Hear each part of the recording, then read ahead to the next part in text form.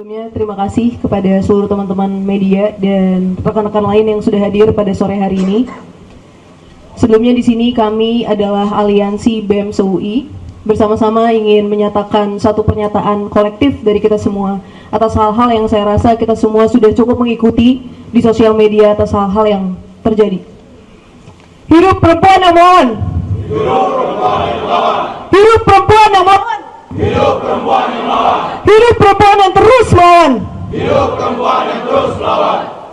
Sebelumnya izinkan saya memulai dari kronologi yang terjadi pada 12 April 2026 di mana IKM UI dan masyarakat Indonesia dikejutkan oleh terbongkarnya isi percakapan sebuah grup chat yang melibatkan 16 mahasiswa Fakultas Hukum Universitas Indonesia melalui sebuah akun X yang bernama Sampah FHUI. Isi percakapan tersebut memuat pelecehan dan objektifikasi terhadap perempuan, mulai dari sesama mahasiswa bahkan hingga para dosen di fakultas mereka sendiri. Hal ini merupakan suatu hal yang sangat mengkhawatirkan, mengingat mereka adalah mahasiswa Fakultas Hukum yang seharusnya paling sadar hukum. Mereka, para pelaku, juga merupakan pejabat tinggi pada organisasi mahasiswa baik di FHUI dan di tempat-tempat lain dengan rincian nama sebagai berikut: Irfan Khalis, Keona Ezra Pangestu, Muhammad Deica Putratama, Fayez Rizal, Muhammad Valenza Rabbani Putra Harisman, Munif Taufik, Priya Danuputro Priambodo, Dipatya Sakawisesa, Muhammad Kevin Adriansyah, Muhammad Ahsan Raikel Farel, Muhammad Nashwan Azizullah, Simon Patrick Bungaran Pangaribuan, Anargia Haifausta Gitaya, Nadil Zahran Fernandi, Raffi Muhammad, dan Rifat Bayu Aji Susilo. Setelah hal itu mengejutkan kita semua, kita tentu meminta kejelasan dari para korban. Dan sayangnya, banyak informasi yang beredar, justru statement-statement yang mereka kemukakan di depan tidak sesuai dengan apa yang mereka kemukakan di belakang. Banyak yang menyampaikan percakapan-percakapan yang kembali bocor, yang mengatakan bahwa mereka menyatakan diri aman, mereka seolah kebal hukum, mereka bahkan mengatakan sendiri mereka punya power di kampus ini, mereka punya backingan yang akan membackup mereka, dan itu mereka nyatakan secara nyata-nyata. Di sini kita melihat adanya sebuah ironi bahwa kasus kekerasan seksual separah ini dinormalisasi dan dilakukan oleh orang-orang yang seharusnya paling sadar hukum. Dan lack of remorse, tidak adanya penyesalan yang mereka rasakan, adalah penghinaan terhadap supremasi hukum yang seharusnya mereka adalah orang yang paling menjaga hal tersebut. Kalimat mereka yang menyatakan bahwa mereka akan aman, memiliki backup dan sebagainya, itu juga merupakan penghinaan terhadap integritas kampus.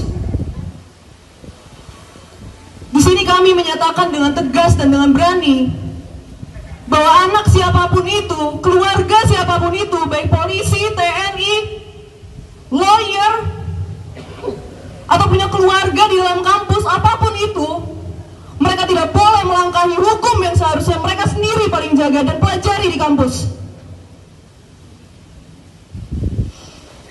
Oleh karena itu, kita harus menjaga agar mereka betul-betul menjalani hukuman dan konsekuensi sesuai dengan peraturan yang sudah berlaku.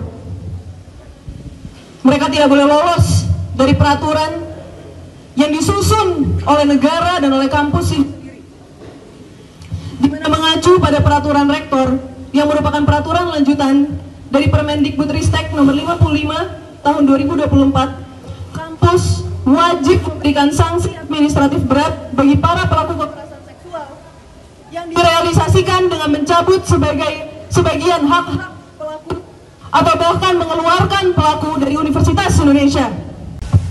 Nama saya Timotius Raja Gugut, saya selaku kuasa hukum beberapa korban dari Fakultas Hukum Universitas Indonesia. Di sini ada beberapa hal yang ingin saya sampaikan. Pertama-tama saya ingin menyampaikan apresiasi dan terima kasih sebesar-besarnya bagi semua publik, bagi semua masyarakat, pihak universitas, fakultas, dan juga semua teman-teman mahasiswa di sini yang sangat-sangat membantu kami untuk dapat membongkar kasus ini yang mana kasus ini sudah terjadi sejak tahun 2025. Para korban sudah mengetahui mereka dilecehkan dari tahun 2025. Jadi saya rasa kita semua bisa bayangkan bagaimana rasanya mereka dari tahun 2025, setiap kali masuk ke kampus, setiap kali masuk kelas, mereka tahu kapanpun para pelaku itu bisa membicarakan mereka, melecehkan mereka di depan hadapan mereka sendiri dengan sarana yang mereka bilang sebagai grup privat tersebut. Saya sendiri baru memegang kasus ini dari mulai Lebaran tahun ini, di mana beberapa korban yang sudah tidak kuat akhirnya mencoba untuk mencari bantuan. Dan yang semua harus tahu, ini sangat-sangat tidak mudah untuk korban. Kenapa? Karena di sini pelaku ada 16 orang.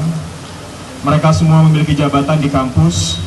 Korban merasa apabila ini dinaikkan pada waktu itu, apakah mungkin masyarakat akan menilai bahwasannya ini adalah hal yang sangat wajar.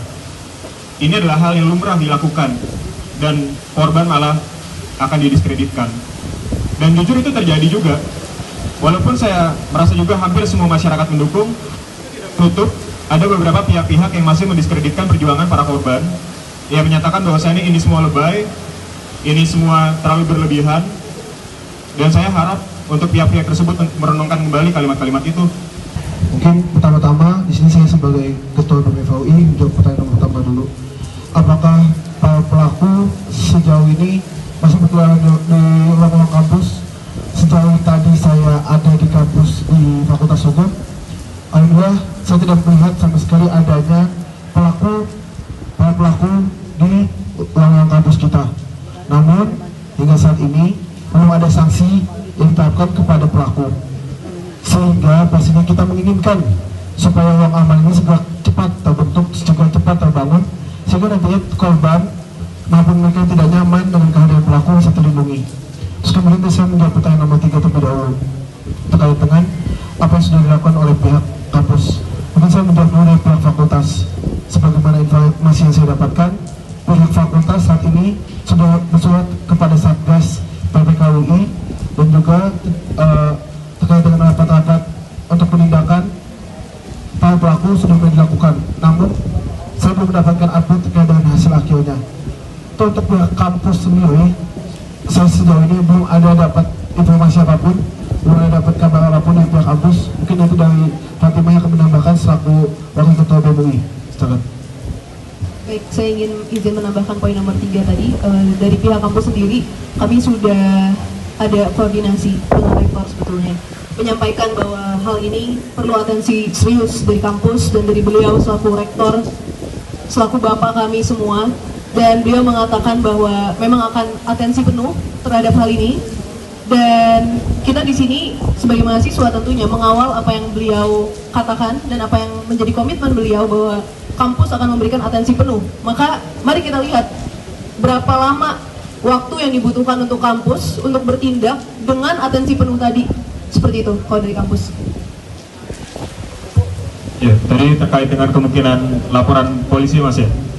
Terkait dengan kemungkinan untuk membuka laporan polisi, pertama, itu semua akan saya kembalikan ke korban. Dan yang kedua, saya mungkin harus sharing di sini juga. Perjuangan bagi korban seksual untuk melaporkan hal semacam demikian ke kepolisian itu merupakan perjuangan yang bahkan lebih berat lagi. Di sini saya tegaskan dari pengalaman saya, mekanisme penanganan kasus kekerasan seksual di kepolisian kita saat ini, saya rasa belum korban.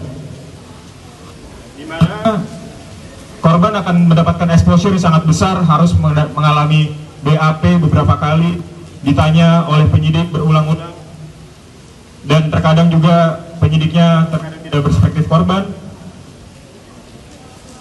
Dan itu nanti mungkin saya akan pertimbangkan terlebih dahulu kepada korban. Tetapi jika memang ada pihak dari kepolisian yang melihat hal ini dan memang ingin membantu, saya sangat terbuka selama dari pihak kepolisian dapat menjamin bahwasannya penanganan kasus ini akan sangat mendukung dan berperspektif korban. Dan yang ketiga, ini sebenarnya saya juga agak tergelitik kemarin ketika melihat sidang di FH. Dalam statementnya, Fakultas Hukum UI menyatakan bahwasannya akan melakukan pelaporan tindak pidana apabila ditemukan adanya pelanggaran pidana.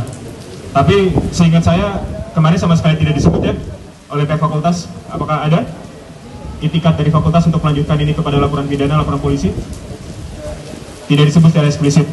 Oleh karena itu saya juga mungkin menunggu klarifikasi juga dari fakultas, mengingat di sini bukan hanya unsur mahasiswa, tapi ada unsur dari tenaga kependidikan yang juga menjadi korban. Apabila memang dari fakultas ingin melanjutkan kasus ini kepada laporan kepolisian, maka saya selaku perwakilan beberapa korban siap juga untuk berkolaborasi untuk membawa ini ke kasus ke ranah meja pengadilan. Terima kasih. Ya, silakan. Ya, terima kasih. Saya Rama dari wartawan harian Kompas. Yang pertama soal kondisi korban ya Pak, bagaimana saat ini? Apakah memang mereka mahasiswa dan juga dosen mengalami trauma? Apalagi kan para pelaku ini kan juga sering bertemu dengan korban gitu dalam kehidupan sehari-harinya. Apakah memang saat ini masih berkuliah seperti biasa, ataukah ada juga yang butuh pendampingan psikologis khusus sehingga karena sudah terjadi sejak 2025 yang lalu ya Pak ya? Itu apakah kondisi korban seperti apa sekarang? Itu yang pertama. Yang kedua terkait sebenarnya kami mengapresiasi yang FH UI yang seperti sidang kemarin itu berarti mahasiswa UI berani speak up, karena kejadian seperti ini kan tidak hanya di UI tapi kejadian terjadi di universitas lain. Semoga bisa menjadi contoh. Tapi apakah ada tenggat waktu dari kita begitu sampai pihak rektorat memberikan sanksi hukum yang tegas, jangan sampai nantinya beberapa pelaku bahkan katanya masih berkeliaran sampai sekarang padahal sudah diberikan sanksi administratif. Apakah ada tenggat waktu dari kita untuk kepada pihak rektorat sampai kapan setidaknya para pelaku ini di drop out? Terus kemudian kami mungkin teman-teman sudah melihat isi percakapan ya yang ada di dalam percakapan tersebut, yang privat tersebut. Bisa diberikan beberapa percakapan yang mungkin sangat menohok begitu sehingga korbannya merasa sangat terlecehkan oleh perkataan tersebut. Ini sebagai contoh bahwa tindakan mereka sangat biadab. Terima kasih. Ya, terima kasih Pak untuk pertanyaannya. Pertama terkait dengan kondisi korban, saya tidak akan menjelaskan secara detail masing-masing kondisi korban bagaimana. Yang pasti saya rasa semua rekan-rekan di sini juga masyarakat tahu apa yang akan dirasakan oleh seorang korban pelecehan seksual. Apakah dibilang terdampak mental sudah pasti Mas. Apakah mereka semuanya merasa terhina, merasa tidak punya harga diri, itu pasti. Ini dari tahun 2025, mereka takut. Saya rasa kita semua juga sudah tahu terkait hal tersebut. Namun kalau untuk korban yang dari unsur dosen, saya tidak bisa memberikan penjelasan karena saya tidak mewakili juga. Kemudian tadi apa lagi?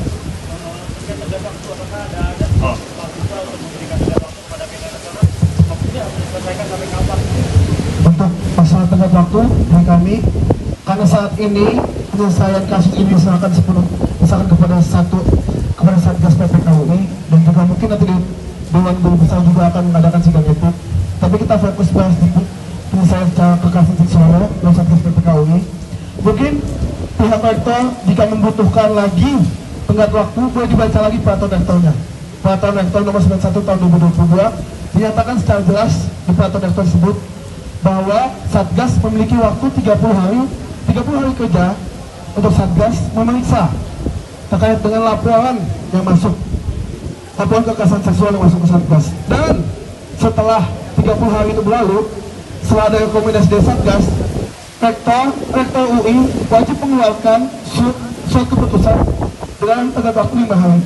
Jadi kalau misalkan rektor masih mempertanyakan apakah sudah punya tenggat waktu atau tidak, silahkan mohon dibaca lagi peraturan rektor yang berlaku, yang mungkin bahkan rektor sendiri yang membuatnya.